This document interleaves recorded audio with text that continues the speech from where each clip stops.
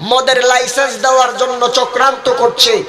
আমি আজকের এই রোয়াজির পাড়া মাহফিল থেকে বলতে চাই, এই বাংলার জমিনে যতক্ষণ পর্যন্ত একজন মুসলমান বেঁচে থাকবে, মদের লাইসেন্স বাংলাদেশ থেকে বাতিল করতেই হবে। ঠিক কিনা বলা মুসলমান? ওই 20 টাকার লটারি দিয়া 3 লক্ষ টাকা পেয়ে যাওয়া, লটারি টেনে বিদেশ চলে যাওয়া, লটারি টেনে ফ্রিজের মালিক হয়ে যাওয়া, এগুলা সবগুলা হারাম। এগুলা করা যাবে না। ইমানদারের কাজ এগুলা না, এগুলা শয়তানের কাজ। ঠিক কি না?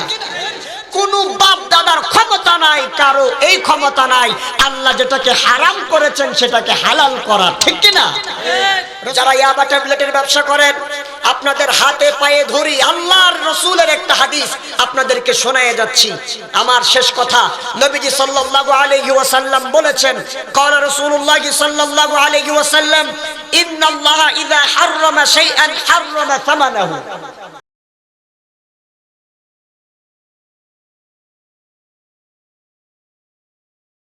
আসসালামু আলাইকুম ওয়া রাহমাতুল্লাহি ওয়া বারাকাতুহু।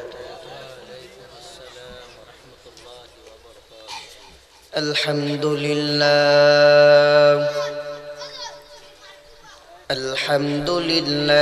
নাহমাদুহু ওয়া নাস্তাঈনুহু ওয়া নাস্তাগফিরুহু ওয়া নাউযু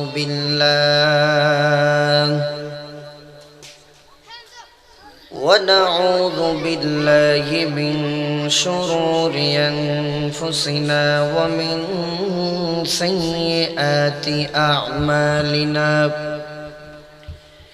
من يهده الله فلا مضل له ومن يضلله فلا هادي له. ونشهد أن لا إله إلا الله وحده لا شريك له.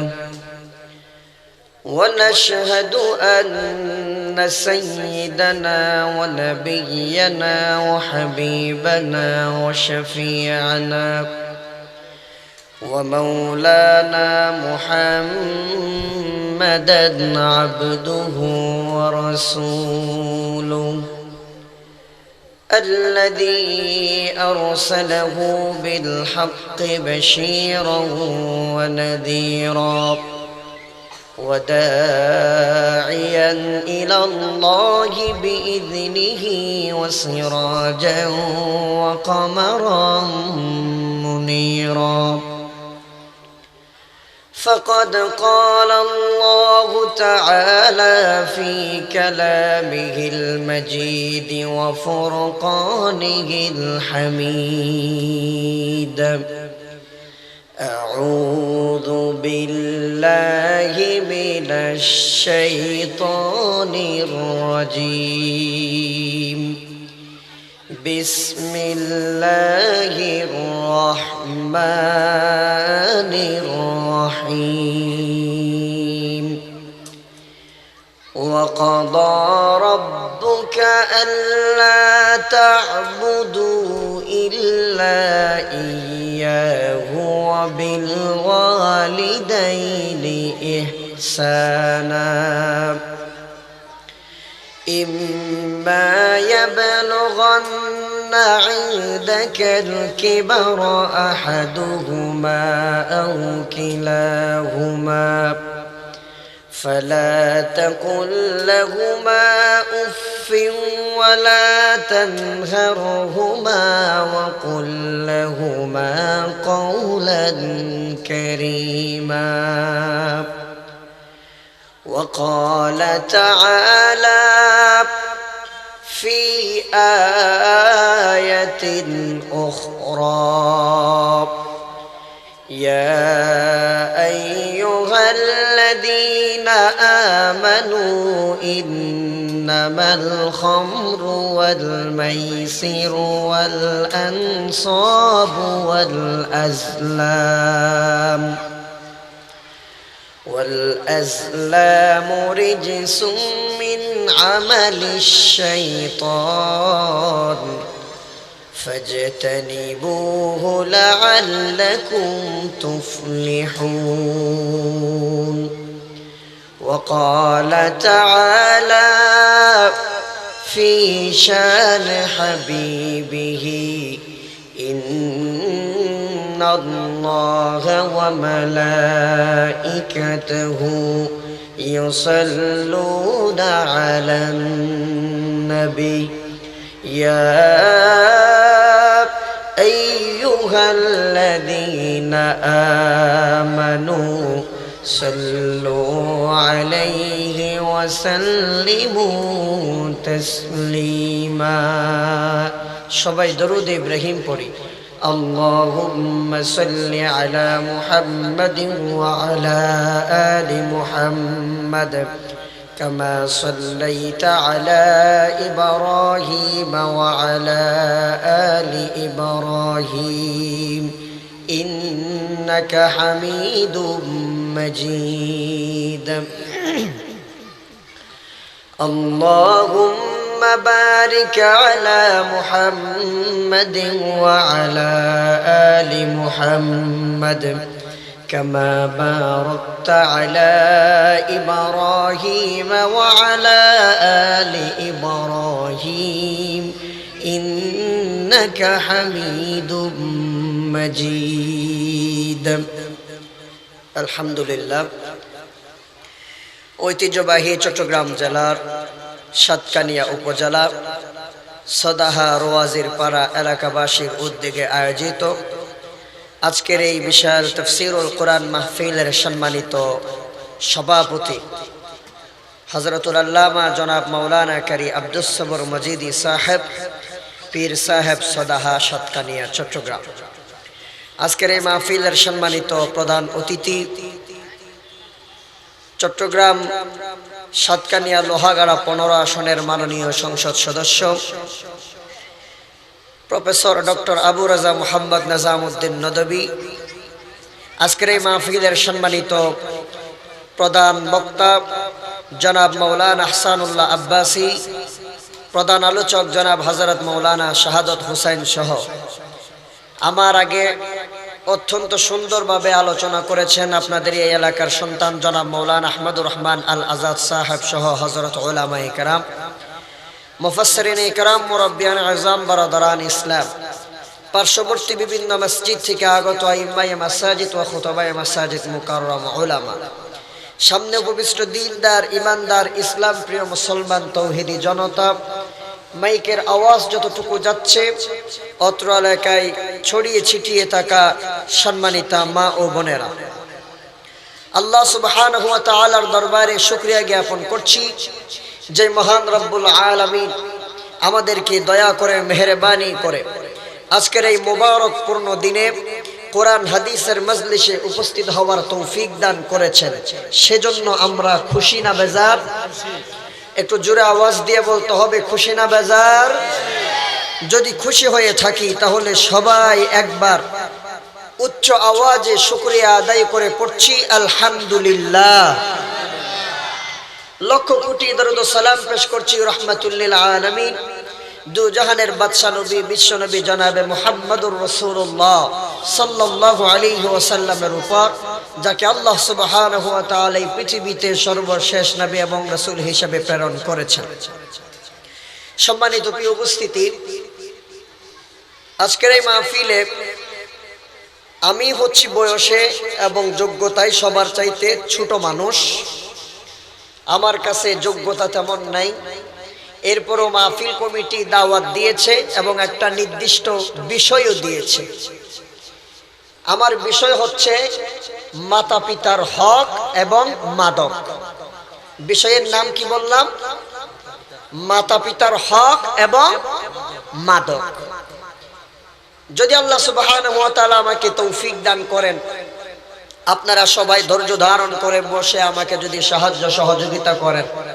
তাহলে সংক্ষিপ্ত সময়ে এই দুইটা বিষয়কে সামনে রেখে আমি আপনাদের সামনে কিছু কথা উপস্থাপন করব ইনশাআল্লাহ আল্লাহ সুবহানাহু ওয়া তাআলা আমাদের সকলকে এই কথাগুলো ধৈর্য ধারণ করে আমল করার নিয়তে বলার এবং শোনার তৌফিক দান করুক সবাই উচ্চ আওয়াজে বলি আমিন সম্মানিত উপস্থিতি মা বাবার ওয়াজ যেহেতু সব সময়ই আমরা শুনে থাকি সেহেতু মা বাবার আলোচনাটা আমি পরে করি।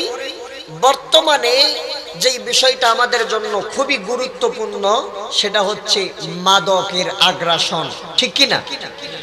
এখন সব জায়গায় মাদক খুব সহজলভ্য হয়ে গিয়েছে।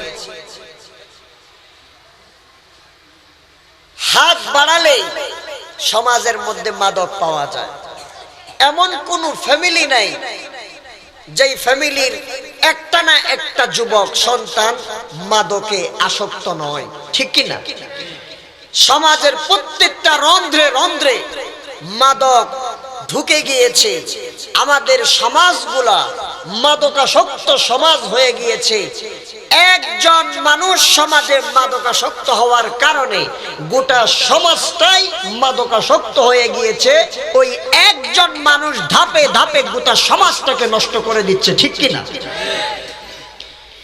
যেই মাদক আমাদের সমাজকে, দেশকে, পরিবারকে ধ্বংস করে দিচ্ছে, যেই মাদক আল্লাহ সুবহানাহু ওয়া তাআলা ইসলামে কোরআনের আয়াত নাযিল করার মাধ্যমে হারাম করে দিয়েছেন, যেই মাদকের কারণে যুব সমাজ ধ্বংস হয়ে যাচ্ছে, যেই নেশার কারণে যুব সমাজ মা বাবাকে পর্যন্ত হত্যা করতেছে, আজকে আমার সোনার বাংলাদেশের সেই মদকে 18+ যারা হয়ে যাবে তাদের জন্য বৈধতা দেওয়া হচ্ছে, ঠিক কি না?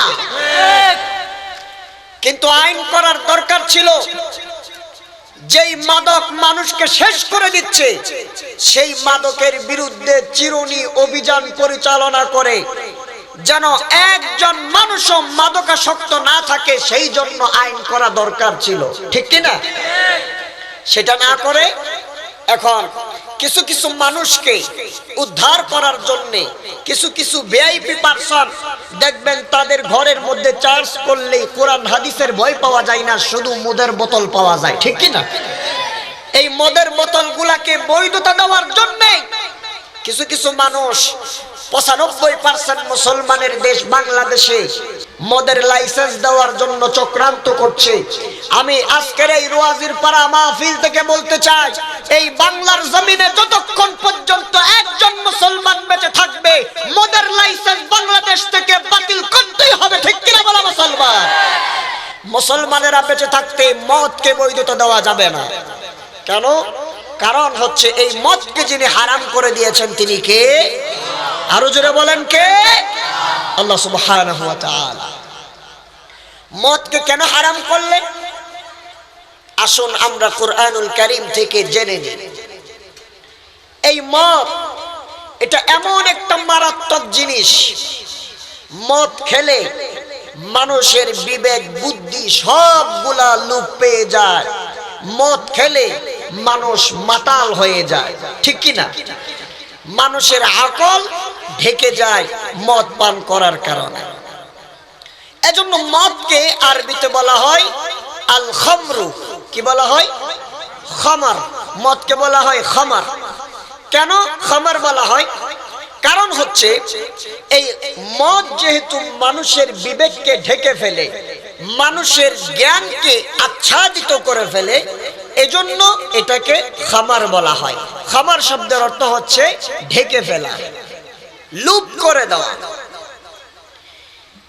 এখন মদ কাকে বলা হয়? আরব দেশে মদ তৈরি করা হতো আঙ্গুর ফলের রস। আঙ্গুর ফল এগুলার রসকে চিবিয়ে, খেজুরের রসকে চিবিয়ে মদ বানানো হতো। কিন্তু এখন আমার দেশে মদ দুই রকম ভাবে পাওয়া যায়। একটা হচ্ছে বিদেশি মদ আর একটা দেশীয় মদ। দেশীয় মদ যেটাকে আমরা বাংলা মদ বলি, অনেকেই বলে। বাংলা মদের প্রচলনটা আমাদের এই দক্ষিণ চট্টগ্রামের দিকে পাহাড়ি অঞ্চলে খুব বেশি। আমি যখন ভারতে গিয়েছিলাম মাহফিল করতে, সিলেট তামাবিল বর্ডার পার হয়ে ডাউকি বর্ডার ইন্ডিয়ার, মেঘালয় দিয়ে আসামে গিয়েছিলাম। সেখানে দেখেছি তারা মদ কিভাবে পান করত। ভারতের মধ্যে মদ ওপেন, যেখানে ইচ্ছে সেখানেই খেতে পারবেন। তো আমি যখন বড় বড় পাহাড়গুলো আল্লাহর সৃষ্টি গাড়ি থামিয়ে দেখতেছিলাম, দেখি যে প্রত্যেক পাহাড়ের পাদদেশে কোনায় কোনায় দুই একজন মদের বোতল নিয়ে খাইতেছে আর দুলতেছে, খায় আর দুলে। তো চিন্তা করলাম এরা এভাবে প্রকাশ্যে মদ কেমনে খায়। দেখলাম যে তাদের দেশে মদের বৈধতা আছে, মদ যেখানে সেখানে পান করা যায়। ঠিক এই অভ্যাসটা আমাদের দেশের পাহাড়ি অঞ্চলের কিছু ভাই বোনদের মাঝেও আমি পরিলক্ষিত করেছি। পাহাড়ি অঞ্চলে এই বাংলা মদটা বেশি পাওয়া যায়। বাংলা মদ তৈরি হয় কিভাবে? তাদের বক্তব্য অনুযায়ী বাংলা মদ তৈরি হয় ভাত রান্না করে সেখানে পানি দিয়ে রাখবে, সকালবেলা যখন গরম ভাতে পানি দেওয়ার পরে এগুলো যখন দুর্গন্ধযুক্ত হয়ে যাবে তখন ওটাকে তারা মদ বানিয়ে খায়। এটা গেল একটা মাদক। দ্বিতীয়ত, এখন আমাদের সমাজের রন্ধ্রে রন্ধ্রে যে মাদকটা পাওয়া যায় সেটা হচ্ছে ইয়াবা ট্যাবলেট, ঠিক কি না? এখন মদের বোতলের চাইতে ইয়াবা ট্যাবলেট সমাজের মধ্যে বেশি। রাতারাতি ইয়াবা ট্যাবলেটের ব্যবসা করে অনেক মানুষ রাতারাতি আঙ্গুল ফুলে কলা গাছ হয়ে যায়, আছে না নাই? আরো জোরে বলে। আবার অনেকে সেই মাদক বিক্রির টাকা, ইয়াবা বিক্রির টাকা দিয়া মসজিদের মধ্যে দান করে, আছে না নাই? ওই তার মানে সে যে 2 নাম্বার ব্যবসা করে, ওই 2 নাম্বার ব্যবসার টাকাগুলো হালাল করতেছে। আসলে কোটি কোটি টাকাও যদি মসজিদে দান করে, তার মাদকের টাকাগুলো কি হালাল হবে? জোরে বলেন হবে? কোনোদিনও হবে না। কারণ মাদক এটা আল্লাহ পাক হারাম করে দিয়েছেন। আল্লাহ যখন কোন জিনিসকে হারাম করেন তখন তার মূল্য আল্লাহ পাক হারাম করে দেন। সুবহানাল্লাহ। প্রিয় মুসলমান বন্ধুগণ, তাহলে এই মাদক, এটাকে এজন্য মাদক বলা হয় কারণ এই মাদকটা পান করলে মানুষের বিবেক, বুদ্ধি, আকল, জ্ঞান ঠিক থাকে না, মানুষ পশুর সমান হয়ে যায়। এই জন্য এটাকে মদ বলা হয়, মাদক বলা হয়। প্রিয় মুসলমান বন্ধুগণ, এই মাদক আল্লাহ সুবহানাহু ওয়া তাআলা একদিনে হারাম করে দেন নাই। যদি একদিনে আল্লাহ মদকে হারাম করে দিতেন তাহলে কোনো মানুষ মদ ছাড়তো না, মদ আরো বেশি করে খাইতো, ঠিক কি না? কারণ একদিনে মদকে হারাম করা হয়েছে। এজন্য দেখবেন যারা সিগারেট খায় প্রতিনিয়ত, তাদেরকে যদি আপনি বলেন যে আজকে থেকে একটা সিগারেটও তুমি খেতে পারবে না, তাহলে সে আপনার কথা মানবে না, ঠিক কি না? কারণ সে প্রত্যেকটা দিন নেশা করে করে অভ্যস্ত, সে প্রতিদিন সিগারেট পান করেছে। হঠাৎ করে যদি আপনি বলেন সিগারেট খাওয়া যাবে না, ওটা সে মানতে পারবে না।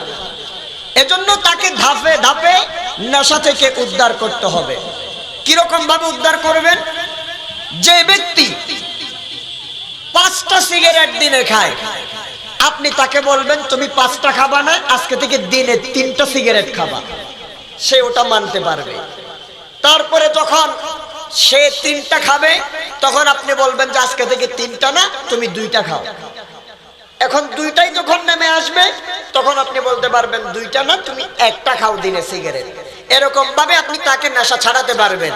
কিন্তু যদি আপনি বলেন আজকে থেকে, এই মুহূর্ত থেকে তুমি 1টা সিগারেটও খাবে না, তখন সে আপনার কথা মানবে না। এজন্য আল্লাহ রাব্বুল আলামিনের চাইতে বড় ডাক্তার আর কেউ আছে নাকি? জোরে বলেন, আছে?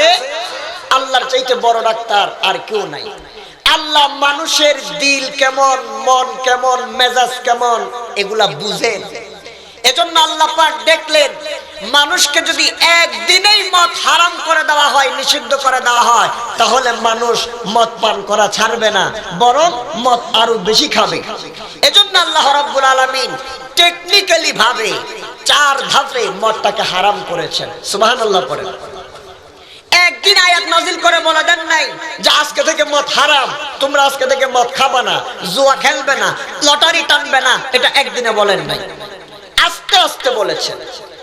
এজন্য এই মদের ব্যাপারে বলতে গিয়ে মা আয়েশা রাদিয়াল্লাহু তাআলা আনহা বলেছেন, যদি আল্লাহ রাব্বুল আলামিন মদের ব্যাপারে চূড়ান্ত আয়াতটা সর্বপ্রথমেই নাজিল করে দিতেন, তাহলে মক্কার মানুষ মদ ছাড়া তো দূরের কথা, মদ এখন যা খাইতো তার চাইতে আরো বেশি তারা মদের পানের মধ্যে লিপ্ত হয়ে যেত। জোরে বলেন নাউজুবিল্লাহ। এজন্য আল্লাহ রাব্বুল আলামিন একদিন মদকে হারাম করেন নাই।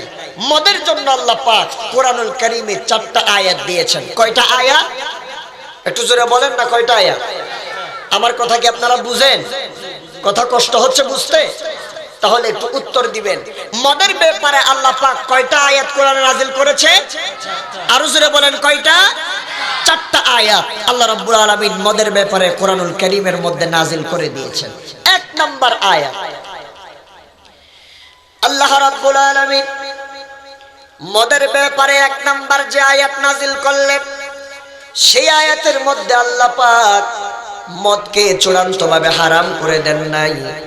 আল্লাহ রাব্বুল আলামিন বলেছেন, মদ তোমাদের জন্য হালাল, মদ তোমরা নিজে বাজারের মধ্যে বিক্রি করবা।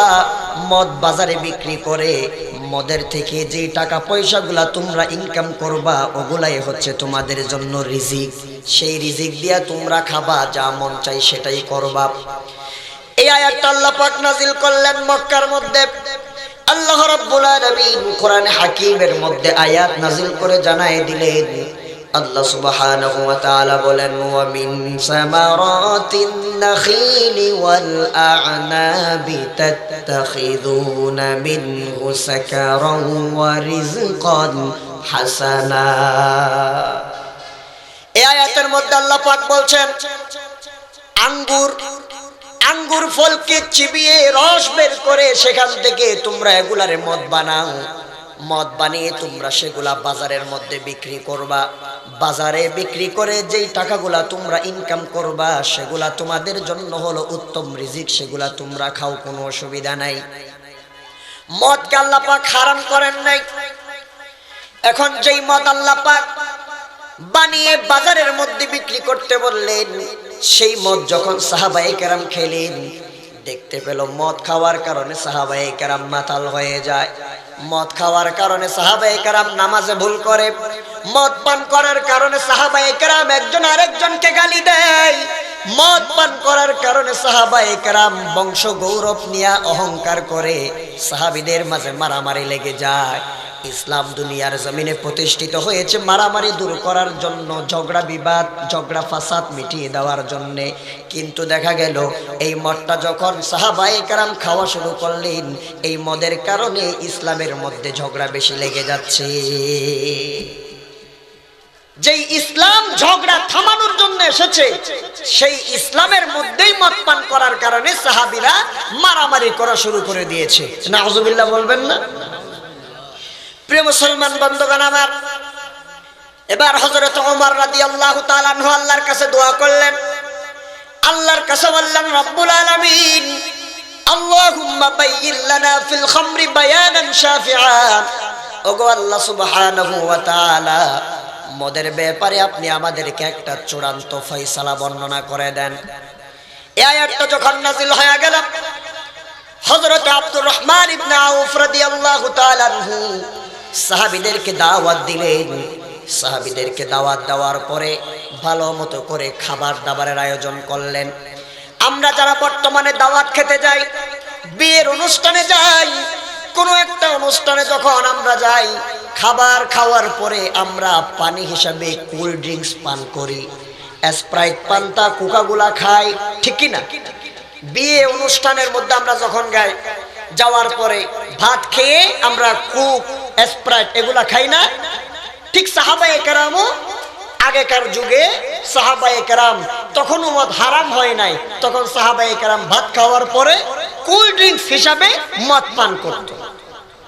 হযরত আব্দুর রহমান ইবনে আউফ রাদিয়াল্লাহু তাআলা আনহু সাহাবীদেরকে দাওয়াত দিলেন। তারা খাবার খেয়ে কোল্ড ড্রিঙ্কস হিসাবে মদ পান করেছে। কি পান করেছে? মদ পান করেছে। সাহাবায়ে কেরাম মদ খেয়ে ফেললেন। মদ খাওয়ার পরে মাগরিবের আযান যখন হয়ে গেল, হাদিসের কিতাবের মধ্যে এসেছে হযরত আব্দুর রহমান ইবনে আউফ রাদিয়াল্লাহু তাআলা আনহু তিনি কিংবা হযরত আলী রাদিয়াল্লাহু তাআলা আনহু দুইজনের একজন মাগরিবের নামাজের ইমামতি করতে গেলেন। মাগরিবের নামাজের ইমামতি যখন করতে গেলেন, সূরা ফাতিহা তেলাওয়াত করার পর ইমাম সাহেব সূরা কাফিরুন তেলাওয়াত করা শুরু করে দিল। সূরা কাফিরুন তেলাওয়াত করতে গিয়ে ইমাম সাহেব বলছে, আ'বুদু মা তা'বুদুন। আল্লাহ পাক সূরা কাফিরুনের মধ্যে কি বলছেন? আল্লাহ পাক বলছেন, কুল ইয়া আইয়ুহাল কাফিরুন লা আ'বুদু মা তা'বুদুন। আল্লাহ পাক বলেন, নবী আমার, আপনি কাফের বেঈমানদেরকে ডেকে এই কথা বলে দেন, ও কাফেরেরা তোরা শুন, তোরা যেই মূর্তিগুলার পূজা বর্তমানে করিস, আমি নবী মুহাম্মদ সাল্লাল্লাহু আলাইহি ওয়াসাল্লাম সেই মূর্তিগুলার পূজা করি না। আর আমি যেই আল্লাহর ইবাদত করি, তোরাও সেই আল্লাহর ইবাদত করিস না। সুবহানাল্লাহ। তাহলে সূরা কাফিরুনের মধ্যে 4 জায়গায় লা আছে। কয় জায়গায়? একটু জোরে বলেন না, কয় জায়গায়? 4 জায়গায় লা আছে। আল্লাহ বলছেন, কুল ইয়া আইয়ুহাল কাফিরুন লা আ'বুদু মা তা'বুদুন। কিন্তু আব্দুর রহমান ইবনে আউফ কিংবা হযরত আলী মাগরিবের নামাজে সূরা কাফিরুন পড়তে যায়া বললেন, কুল ইয়া আইয়ুহাল কাফিরুন আ'বুদু মা তা'বুদুন। লাটা বাদ দিয়ে দিলেন। তার মানে ইমাম সাহেব বললেন, তোরা যেই মূর্তিগুলার ইবাদত করিস, আমরাও সেই মূর্তিগুলার ইবাদত করি। নাউজুবিল্লাহ বলবেন না? তাহলে নামাজের মধ্যে ভুল হইছে না হয় নাই? আরো জোরে বলেন, হইছে না হয় নাই? কেমন ভুল? বড় মারাত্মক ভুল। লাহানে খফি নয়, লাহানে জলি। লাহানে জলি তো হয়েছে, আবার ওদিক দিয়া মুশরিকের গুনাহ করে ফেলেছে, ঠিক কি না? আল্লাহ রাব্বুল আলামিন এই সূরা কাফিরুনের মধ্যে লা আ'বুদু মা তা'বুদুন বললেন, কিন্তু ইমাম সাহেব বললেন আ'বুদু মা তা'বুদুন। শিরকের গুনাহ হয়ে যাচ্ছে নামাজের মধ্যে। নামাজে যখন ভুল হয়ে গেল, তখন নামাজ শেষ করার পর যখন বুঝতে পারলো সূরা কাফিরুন নামাজের মধ্যে ভুল তেলাওয়াত করা হয়েছে, এবার নবীজির কাছে সেই ঘটনাটা বর্ণনা করা হলো। তারা সাহাবায়ে কেরাম নবীজির কাছে যায় বললেন, ইয়া রাসূলুল্লাহ, আমরা মাগরিবের নামাজ পড়েছি, মাগরিবের নামাজের মধ্যে সূরা কাফিরুন পড়তে গিয়া যেখানে লা আছে সেখানে লা গুলা বাদ দেওয়া হয়েছে। লা গুলা বাদ দিয়ে সূরা কাফিরুন নামাজের মধ্যে তেলাওয়াত করা হয়েছে। কারণ হলো, যেই মানুষটা আমাদের নামাজ পড়িয়েছে ওই মানুষটা মদ খাওয়ার কারণে মাতাল হয়ে গিয়েছিল। নবীজির কাছে যখন এই ঘটনা বলা হলো, হযরত ওমর আল্লাহর কাছে দোয়া করলেন, আল্লাহুম্মা বাইয়িন লানা ফিল খামরি বায়ানান শাফিআন। হযরত ওমরের দোয়া আল্লাহ রাব্বুল আলামিন কবুল করে ফেললেন। ওমরের দোয়া কবুল করে ব্যাপারে দ্বিতীয় নাম্বার আয়াত আল্লাহ তেলাওয়াত করে দিলেন। আল্লাহ রাব্বুল আলামিন সূরার মধ্যে বলে দিলেন, এই আয়াতের মধ্যে আল্লাহ পাক এই কথা জানায় দিলেন, ও মুসলমানেরা, ও ইমানদারেরা, যখন তোমরা নেশাগ্রস্ত অবস্থায় থাকবা, মাতাল থাকবা, মাতাল অবস্থায় নামাজ আদায় করবে তো দূরের কথা, নামাজের ধারে কাছেও যাবা না। সুবহানাল্লাহ। দেখেন, এখনো মদ হারাম হয় নাই, এখনো হালাল। আল্লাহ শুধু বলছে মদ খেয়ে নামাজ পড়তে যাবি না। আল্লাহ রাব্বুল আলামিন কি বলছেন দেখেন, আল্লাহ রাব্বুল আলামিন নামাজ না যাওয়ার জন্য নির্দেশ দিলেন। আল্লাহ রাব্বুল আলামিন বলছেন, ও মুসলমানেরা শোন, আমি আল্লাহ রাব্বুল আলামিন যেই মদটা তোদেরকে না খাইতে কোনো নিষেধ করলাম না, কেন করলাম না জানোস? কারণ হলো, এই মদের মধ্যে তোদের জন্য উপকার রয়েছে। মদে কি রয়েছে? উপকার রয়েছে। কি রয়েছে? উপকার রয়েছে। আল্লাহ রাব্বুল আলামিন বলছেন, ও আমার বান্দারা, তোমরা ভালো করে শুনে নাও, যখন তোমরা আমার নবীর কাছে মদের সম্পর্কে জানতে যাবা, তখন আমার নবী মদের ব্যাপারে তোমাদেরকে কি জানায় দিবে দেখো। আল্লাহ রাব্বুল আলামিন বলছেন, নবী আমার, ইয়াসআলুনাকা আনিল খামরি ওয়াল মাইসির কুল ফীহিমা ইসমুন কাবীরুন ওয়া মানাফিউ লিন-নাস ওয়া ইসমুহুমা আকবারু মিন নাফইহিমা। আল্লাহ রাব্বুল আলামিন বলছেন, নবী মদের ব্যাপারে সাহাবায়ে কেরাম যখন আপনার কাছে জানতে চায় তখন আপনি বলেন ইয়াসআলুনাকা আনিল খামরি ওয়াল মাইসির, তখন আপনি বলে দিবেন যে কুল ফীহিমা ইসমুন কাবীর, মদ আর জুয়া এই দুইটা সবচাইতে বড় পাপ। নাউজুবিল্লাহ বলবেন না? ইসমুন কাবীর, বড় পাপ। আবার আল্লাহ বলছেন ওয়া মানাফিউ লিন-নাস, আবার এই মদের মধ্যে মানুষের জন্য সাময়িক উপকার রয়েছে। কেমন? মদ খেলে দেখবেন মানুষ যে মদ খায় সে ব্যক্তি নিজেকে সবচাইতে বড় শক্তিশালী মনে করে, ঠিক কি না? সে একটু শক্তিবান হয়ে যায়। আবার আল্লাহ পাক বলছেন ওয়া ইসমুহুমা আকবারু মিন নাফইহিমা, মদের মধ্যে যে উপকার রয়েছে সেটা চাইতে ক্ষতিটা বেশি, এজন্য মদ খাওয়া যাবে না। এবার আল্লাহ পাক ৩ নম্বর আয়াত নাযিল করছেন যে তোমরা যেহেতু নামাজের মধ্যে মদ পান করার কারণে ভুল করে ফেলেছো সূরা কাফিরুন পড়তে গিয়া, সেহেতু তোমরা মদ পান করে নামাজ পড়তে যাবা না। আল্লাহ রাব্বুল আলামিন বলছেন, ও ঈমানদারেরা, যখন তোমরা মদ পান করবা মাতাল হয়ে যাবা, মাতাল হওয়ার পরে তোমরা নামাজ পড়বে না, নামাজের ধারে কাছেও যাবা না। আল্লাহ রাব্বুল আলামিন বলছেন ইয়া আইয়ুহাল্লাযীনা আমানু লা তাকরাবুস সালাতা ওয়া আনতুম সুকারা হাত্তা তা'লামু মা তাকুলুন। আল্লাহ পাক বলেন ইয়া আইয়ুহাল্লাযীনা আমানু, হে ঈমানদারেরা, লা তাকরাবুস সালাতা ওয়া আনতুম সুকারা। সুবহানাল্লাহ বলেন। এখনো মদ হারাম নয়। আল্লাহ পাক বলছেন হে ঈমানদারেরা, যখন তোমরা বেশি মদ পান করার কারণে মাতাল হয়ে যাবা তখন তোমরা নেশাগ্রস্ত অবস্থায় নামাজের কাছে যেও না। কতক্ষণ নামাজ পড়বে না? হাত্তা তা'লামু মা তাকুলুন, যতক্ষণ পর্যন্ত তোমরা মুখ দিয়া যেটা বলো, মুখ দিয়া বলাটা বিবেক দিয়া যতক্ষণ বুঝবে না ততক্ষণ পর্যন্ত তোমরা নামাজে যাবা না। সুবহানাল্লাহ। এখনো মদ হারাম হয় নাই। এখন সাহাবায়ে কেরাম নামাজের আগে পড়ে মদ খাওয়া ছেড়ে দিলেন। কিছু কিছু সাহাবায়ে কেরাম বলছেন যেহেতু এই মদের কারণে আমাদের নামাজের মধ্যে ডিস্টার্ব হয়ে যাচ্ছে সেহেতু আমরা একেবারেই মদ খাওয়া ছেড়ে দিলাম। এটা গেল তৃতীয় ধাপ। চতুর্থ ধাপে আল্লাহ পাক সম্পূর্ণভাবে মদটাকে হারাম করে দিচ্ছেন। কিভাবে হারাম করছেন? হযরত ইতবান ইবনে মালিক রাদিয়াল্লাহু তাআলা আনহু, তিনি আনসার এবং মুহাজির দুই দল সাহাবীকে দাওয়াত দিলেন।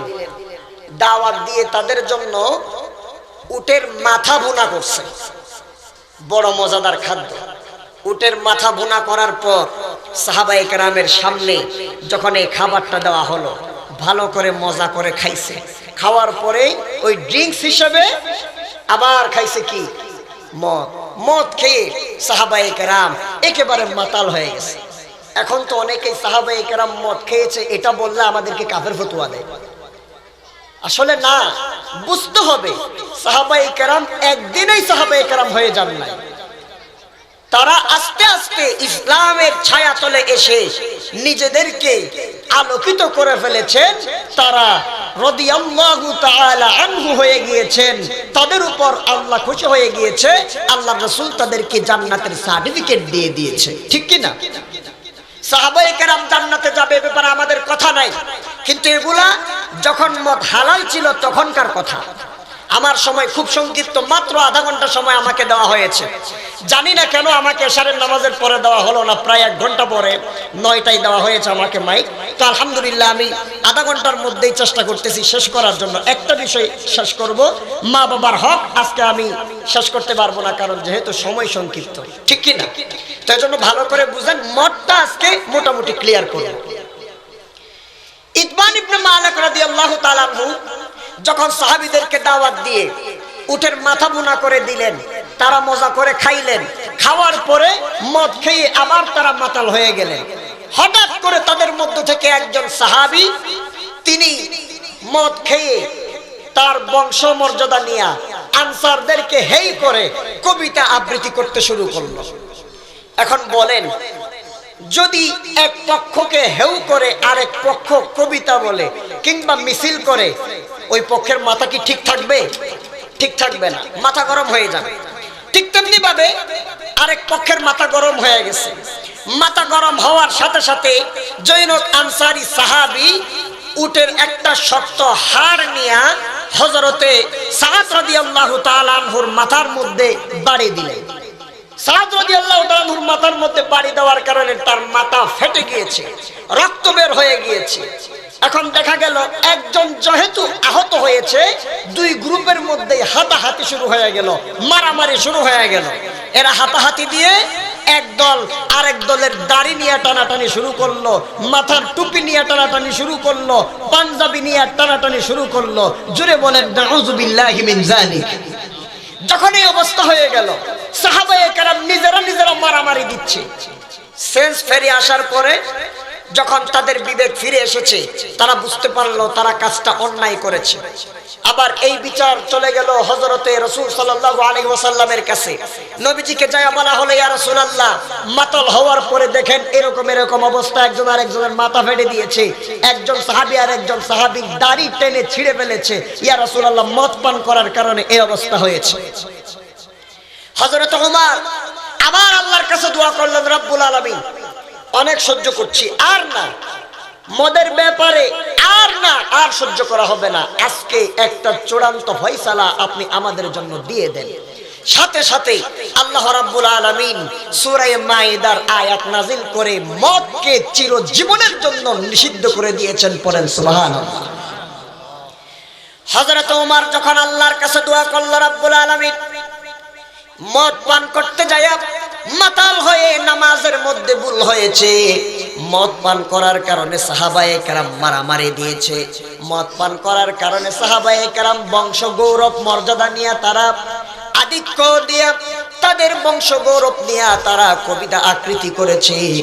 রব্বুল আলামিন এই সব কিছু হয়েছে শুধুমাত্র মদ খাওয়ার কারণে, মাতাল হওয়ার কারণে। ওগো রব্বুল আলামিন, আর না, সাহাবীদের মাঝে মারামারি আর আমরা সহ্য করতে পারি না, আজকে আপনি মদের ব্যাপারে একটা চূড়ান্ত সিদ্ধান্ত আমাদেরকে দিয়ে দেন। আল্লাহ রাব্বুল আলামিন হযরত ওমরের এই কথাটাকে মঞ্জুর করে নিয়া সূরা মাইদার মধ্যে রব্বুল আলামিন আয়াত নাযিল করে জানাই দিলেন। আল্লাহ পাক বলেন, ইয়া আইয়ুহাল্লাযীনা আমানু ইন্নামাল খামরু ওয়াল মাইসিরু ওয়াল আনসাবু ওয়াল আজলামু রিজসুম মিন আমালিশ শাইতান। আল্লাহ রাব্বুল আলামিন বলছেন, এই ইমানদারেরা শোনো, এতদিন পর্যন্ত আমি আল্লাহ তোমাদের মদটাকে তোমাদের জন্য একেবারে ডাইরেক্ট হারাম করে দিই নাই, কিন্তু আজকে আমি আল্লাহ পাক তোমাদের জন্য মদটাকে ডাইরেক্ট হারাম করে দিচ্ছি। আল্লাহ পাক বলেন, ইয়া আইয়ুহাল্লাযীনা আমানু, হে ঈমানদারেরা, ইন্নামাল খামরু, নিশ্চয় মদ, ওয়াল মাইসিরু, এবং জুয়া, ওয়াল আনসাব, মূর্তি পূজা, ওয়াল আজলাম, ভাগ্য নির্ধারণকারী তীর, বর্তমানের লটারি। আল্লাহ পাক বলছেন এই চারটা কাজ হলো রিজসুম মিন আমালিশ শাইতান, দুনিয়ার কোনো ভালো মানুষের কাজ না, এই চারটা কাজ হলো শয়তানের কাজের অংশ। জোরে আওয়াজ দিয়া বলেন নাউযুবিল্লাহ। তাহলে এই চারটা কাজ যারা করবে তারা কি ঈমানদার থাকবে না শয়তান হয়ে যাবে? শয়তান হয়ে যাবে। কি কি? মদ, জুয়া, মূর্তি পূজা এবং হচ্ছে লটারি, ভাগ্য নির্ধারণকারী লটারি। এখন এটা আপডেট ভার্সন হচ্ছে ওই 20 টাকার লটারি দিয়া 3 লক্ষ টাকা পেয়ে যাওয়া, লটারি টেনে বিদেশ চলে যাওয়া, লটারি টেনে ফ্রিজের মালিক হয়ে যাওয়া, এগুলা সবগুলা হারাম, এগুলা করা যাবে না। ঈমানদারের কাজ এগুলা না, এগুলা শয়তানের কাজ, ঠিক কি না? আল্লাহ রাব্বুল আলামিন বলছেন, ফাজতানিবুহু লাআল্লাকুম তুফলিহুন, এগুলা তোমরা পরিত্যাগ করো, এগুলা ছেড়ে দাও। এই কাজগুলা যদি তোমরা ছেড়ে দাও লাআল্লাকুম তুফলিহুন, আশা করা যায় তোমরা সফল কাম হয়ে যাবা। সুবহানাল্লাহ বলবেন না? এই চারটা কাজ ছেড়ে দিলে আশা করা যায় বান্দা সফল কাম হয়ে যাবে। আমরা জিজ্ঞেস করলাম রব্বুল আলামিন এই চারটা কাজ আমরা কেন ছাড়ব? আল্লাহ রাব্বুল আলামিন বলছেন কারণ হচ্ছে তোমরা যখন মদ পান করো, তোমরা যখন জুয়া খেলো, মদ পান করার পরে আর জুয়া খেলার পরে শয়তান চাই তোমাদের মাঝে মারামারি লাগাই দেওয়ার জন্য, তোমাদের মাঝে শত্রুতা বৃদ্ধি করে দেওয়ার জন্য। আর আমি আল্লাহ চাই ইমানদারদের মধ্যে ভালোবাসার বন্ধন তৈরি করে দেওয়ার জন্য। সুবহানাল্লাহ। শয়তান চায় মদ জুয়ার মাধ্যমে মানুষ যেন মাতাল হয়ে যায়, এক ভাই আরেক ভাইকে যেন মেরে ফেলে, হত্যা করে ফেলে, ঘর থেকে বের করে দেয়। এটা শয়তানের কাজ। এই জন্য আল্লাহ রাব্বুল আলামিন বলছেন ইন্নামা ইউরিদুশ শাইতানু আন ইউকিআ বাইনাকুমুল আদাওয়াতা ওয়াল বাগদা ফিল খামরি ওয়াল মাইসির ওয়া ইয়াসুদ্দাকুম আন যিকরিল্লাহি ওয়া আনিস সালাহ ফাহাল আনতুম মুনতাহুন। আল্লাহ পাক বলছেন ইন্নামা ইউরিদুশ শাইতান আন ইউকিআ বাইনাকুমুল আদাওয়াতা ওয়াল বাগদা ফিল খামরি ওয়াল মাইসির। নিশ্চয় শয়তান চায় মদ জুয়ার মাধ্যমে তোমাদের মাঝে হিংসা বিদ্বেষ শত্রুতা ছড়িয়ে দিবে। আর কি করবে? এরপর আবার আল্লাহ রাব্বুল আলামিন বলছেন ওয়া ইয়াসুদ্দাকুম আন যিকরিল্লাহ, আল্লাহর জিকির থেকে তোমাদেরকে দূরে সরিয়ে দিবে। শুধু তাই নয়, ওয়া আনিস সালাহ, আল্লাহর জন্য তোমরা যে নামাজগুলো আদায় করো, এই মদ আর জুয়ার মাধ্যমে শয়তান তোমাদেরকে নামাজ থেকে পর্যন্ত দূরে সরিয়ে দেয়। নাউযুবিল্লাহ বলবেন না? আল্লাহ পাক বলছেন ফাহাল আনতুম মুনতাহুন, এরপরও কি তোমরা এই মদ জুয়া বাদ দিবা না? আল্লাহ রাব্বুল আলামিন সূরা মায়েদার এই দুইটা আয়াত নাজিল করে গোটা পৃথিবীর ঈমানদারদের জন্য চিরতরে মদটাকে হারাম করে দিয়েছেন। কোনো বাপ দাদার ক্ষমতা নাই, কারো এই ক্ষমতা নাই আল্লাহ যেটাকে হারাম করেছেন সেটাকে হালাল করা। ঠিক কি না? রাসূল সাল্লাল্লাহু আলাইহি ওয়াসাল্লাম তিনি হচ্ছেন শরীয়ত প্রণেতা। আমার রাসূল যেখানে হা বলেছেন সেটা শরীয়তের মধ্যে জায়েজ হালাল হিসেবে পরিগণিত হয়েছে। আমার রাসূল যেই জায়গায় না বলেছেন সেটা উম্মতে মুহাম্মাদি আল্লাহর বান্দা মুমিন মুসলমানদের জন্য শরীয়তে সেটা হারাম হিসেবে পরিগণিত হয়েছে। কোন মুসলমান ওই হারামের দিকে পা বাড়াতে পারে না। ঠিক কি না? কারো ক্ষমতা নাই আল্লাহর ক্ষমতায় হাত দেওয়া। প্রিয় মুসলমান বন্ধুগণ, এজন্য মদ চিরজীবনের জন্য হারাম কে করে দিয়েছেন? আরো জোরে বলেন, কে করে দিয়েছে? আল্লাহ মদ হারাম করে দিয়েছেন। এখন অনেকেই বলতে পারেন হুজুর আল্লাহ তো মদ না খাইতে নিষেধ করেছেন, ইয়াবা ট্যাবলেট না খাইতে নিষেধ করেছেন, কিন্তু ইয়াবা বিকৃত করা যাবে। এরকম অনেকে আছে না? যেটা আল্লাহ রাব্বুল আলামিন হারাম করেছেন সেটার মূল্য আল্লাহ সুবহানাহু ওয়া তাআলা হারাম করে দিয়েছেন। নবীজি সাল্লাল্লাহু আলাইহি ওয়াসাল্লাম হাদিসের মধ্যে বলেছেন ক্বালা রাসূলুল্লাহ সাল্লাল্লাহু আলাইহি ওয়াসাল্লাম ইন্নাল্লাহা ওয়া রাসূলুহু হাররামা বাইআল খামরি ওয়াল মাইতাতি ওয়াল খিনজির ওয়াল আসনাম। নবীজি সাল্লাল্লাহু আলাইহি ওয়াসাল্লাম বলেন আল্লাহ সুবহানাহু ওয়া তাআলা এবং তার রাসূল সাল্লাল্লাহু আলাইহি ওয়াসাল্লাম মদের ব্যবসাকে হারাম করে দিয়েছেন। মৃত পানির যেই ব্যবসা সেগুলাকে আল্লাহ রাসূল হারাম করে দিয়েছেন, নবীজি হারাম করে দিয়েছেন। খিনজির শূকরের ব্যবসা আল্লাহ পাক হারাম করে দিয়েছেন। ওয়াল আসনাম মূর্তির ব্যবসাও আল্লাহ পাক হারাম করে দিয়েছেন। এই সকল কিছু বেচা কেনা করা যাবে না। যারা ইয়াবা ট্যাবলেটের ব্যবসা করেন আপনাদের হাতে পায়ে ধরি আল্লাহর রাসূলের একটা হাদিস আপনাদেরকে শোনায়ে যাচ্ছি। আমার শেষ কথা, নবীজি সাল্লাল্লাহু আলাইহি ওয়াসাল্লাম বলেছেন ক্বালা রাসূলুল্লাহ সাল্লাল্লাহু আলাইহি ওয়াসাল্লাম ইন্নাল্লাহা ইযা হাররামা শাইআন হাররামা থামানাহু। নবীজি বলছেন যখন আল্লাহ সুবহানাহু ওয়া তাআলা তার বান্দাদের উপর কোনো একটা বিষয় হারাম করে দেন তখন তার মূল্যটাও আল্লাহ হারাম করে দেন। সুবহানাল্লাহ। তাহলে মদ আমাদের উপর হালাল না হারাম? আরো জোরে বলেন, হালাল না হারাম? মদ আমাদের উপর হারাম, এজন্য মদের মূল্য হারাম। মদ যেমন খাওয়া যাবে না, মদ বিক্রি করে মূল্য গ্রহণও করা যাবে না। মদ কেন খাবেন না? কারণ হচ্ছে মদ গোটা পাপের মূল। হযরত ওসমান রাদিয়াল্লাহু তাআলা আনহু বলছেন, তিনি বলছেন ইজতানিবুল খামরা ফাইন্নাহা উম্মুল খাবাইস। হযরত ওসমান বলেছেন, হে আল্লাহর নবীর উম্মতেরা, তোমরা মদ পান করা ছেড়ে দাও, মদ পান করা ছেড়ে দাও, কারণ হচ্ছে এটা সকল পাপের মূল।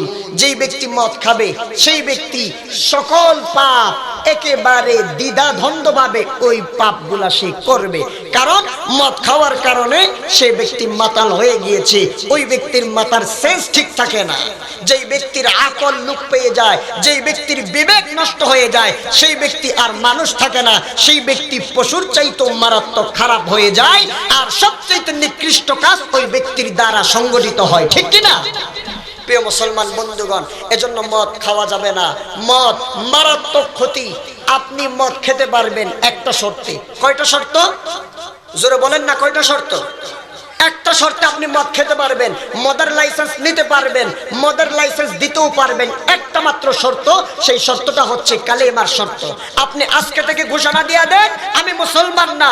আজকে থেকে আপনি ঘোষণা দিয়ে দেন আমি মারা গেলে আমার জানাজা পড়াবি না। আজকে থেকে আপনি ঘোষণা দিয়ে দেন আমি মারা গেলে আমাকে মুসলমানদের কবরস্থানে দাফন করবি না। আমি মারা গেলে আমাকে বিসমিল্লাহি ওয়া আলা মিল্লাতি রাসূলিল্লাহ বলে কবরে নামাবি না। আপনাকে মোস্ট ওয়েলকাম। যখন ইচ্ছা যেখানে ইচ্ছা আপনি মদ পান করেন, মদের লাইসেন্স দেন, কিন্তু মুসলমান থাকা অবস্থায় কোনো ব্যক্তি মদ খেতে পারে না, ঠিক কিনা? আপনি ইমানদার নয় এটা স্বীকৃতি দিয়ে দেন, এখনই আপনি মদের লাইসেন্স নিয়ে আনেন। ঈমান আর মদ জুয়া একসাথে থাকতে পারে না, আল্লাহর কসম। যুবক, ঈমান আছে কিন্তু আপনি মদও খাবেন, জুয়াও খেলবেন, আপনি ইমানদার নয়, আপনি মুসলমান নয়। কারণ ঈমান যেখানে আছে সেখানে কুফর থাকতে পারে না, মদ জুয়া থাকতে পারে না। আবার মদ জুয়া যেখানে আছে সেখানে ঈমান নামক দৌলত থাকতে পারে না, ঠিক কি না? আমরা মদ জুয়া ছাড়তে পারবো তো ইনশাআল্লাহ? জোরে বলেন, পারবো তো ইনশাআল্লাহ? এই মদ জুয়া আমাদের জন্য হারাম। আর ভালো মা পাওয়ার জন্য আমাদের মা বোনদের উপর পর্দা করা ফরজ, ঠিক কি না? পর্দা করা ফরজ না? অবশ্যই পর্দা করতেই হবে। কিন্তু এখন আমার মা বোনদের পর্দার উপর কিছু কিছু কলেজ ইউনিভার্সিটি হস্তক্ষেপ করছে, ঠিক কি না? গত কালকের ঘটনা, সাতবাড়িয়া 2000 সাতবাড়িয়ায় একটা স্কুলে আমার বোনেরা যখন পর্দা করে হিজাব করে বুরকা পরে স্কুলে খুলেছে, যখন ঢুকেছে সেই স্কুলের হেড টিচার আমার মা বোনদের পর্দা কেড়ে নিয়েছে, এমনকি নিজ হাতে আমার মা বোনদের চুল খুলে দিয়েছে, বুরকা খুলে দিয়েছে। নাউজুবিল্লাহ বলবেন না? আমাদের চট্টগ্রামের অবস্থা। গত পরশুদিন আবার গোপালগঞ্জের আরেকজন চেয়ারম্যান তার এলাকায় বোরকা হিজাব নিষিদ্ধ করেছে। আজকে দেখলাম ওলামায়ে কেরামদের পায়ে পড়েছে যে হুজুর আমি ভুল করে ফেলেছি, আমাকে মাফ করে দেন। আজকের এই মাহফিল থেকে আমিও শেষ দাবি জানাচ্ছি, সেটা হচ্ছে 2000 সাতবাড়িয়া এলাকায় যে স্কুলের হেড টিচার আমার মা বোনদের পর্দার উপর হস্তক্ষেপ করেছে, আল্লাহর ফরজ বিধান পর্দা লঙ্ঘন করার জন্য নির্দেশ দিয়েছে, অনতিবিলম্বে ওই হেড টিচারকে ওই স্কুল থেকে অপসারিত করতে হবে, ঠিক কিনা? দরকার হলে মুসলমানরা পর্দার বিধানকে বাস্তবায়ন করার জন্য, আমার মা বোনের পর্দার বিধানকে বাংলার জমিনে প্রতিষ্ঠিত করার জন্য নিজের রক্ত দিবে, এরপরও পর্দার বিধান লঙ্ঘিত হতে দিবে না। রাজি আছেন কারা কারা? দুহাত তুলে দেখা। আল্লাহ আমাদেরকে কবুল করুক, বলি আমিন। আল্লাহ সুবহানাহু ওয়া তাআলা মদ জুয়া থেকে আমাদেরকে বিরত থাকার তৌফিক দান করুক। মা বোনদের যে পর্দা, সেই পর্দাগুলা তাদেরকে সঠিকভাবে পরিচালনা করার তৌফিক দান করুক। আজকের এই মাহফিলকে আল্লাহ পাক কবুল করুক। সংক্ষিপ্ত সময়ে আমি যে কথাগুলা বলেছি, আমার কথায় কি কেউ রাগ করেছেন? কেউ কি কষ্ট পেয়েছেন? রাগ করছেন কারা কারা? একটু হাত তুলেন তো। কেউ রাগ করেন নাই, মাশাআল্লাহ। আসলে আমি কাউকে কষ্ট দেওয়ার জন্য কথা বলি না, কারো পক্ষও না কারো বিপক্ষও না। কোরআন হাদিস যেটা বলবে সেই মেসেজটা আপনাদেরকে আমি দিতে চাই। আল্লাহ সুবহানাহু ওয়া তাআলা যে কথাগুলো বলেছি সেই কথা সবার আগে আমি গুনাহগারকে আমল করার তৌফিক দান করুক, এরপর আপনাদের সকলকে আমল করার তৌফিক দান করুক, বলি আমিন। যেই কথাগুলো বলেছি সেই কথার মধ্যে আমি ছোট্ট মানুষ হিসেবে আমার অনেক ভুল ভ্রান্তি হতে পারে, এজন্য আল্লাহর কাছে মাপ চাই। আপনাদের কাছেও মাফ চাই। আল্লাহ সুবহানাহু ওয়া তাআলা আমাদের সকলের ভুল ভ্রান্তিগুলা ক্ষমা করে দিক। সহি যেই কথাগুলা হয়েছে সেই কথাগুলা আল্লাহ সুবহানাহু ওয়া তাআলা মৃত্যু পর্যন্ত আমাদের মেমোরিতে সেভ করে দিক। নেক আমলগুলা আল্লাহ পাক আমাদেরকে করার তৌফিক দান করে দিক, বলি আমিন। ওয়া আখির দাওয়ানা আলহামদুলিল্লাহি রাব্বিল আলামিন। আসসালামু আলাইকুম ওয়া রাহমাতুল্লাহি ওয়া বারাকাতুহু।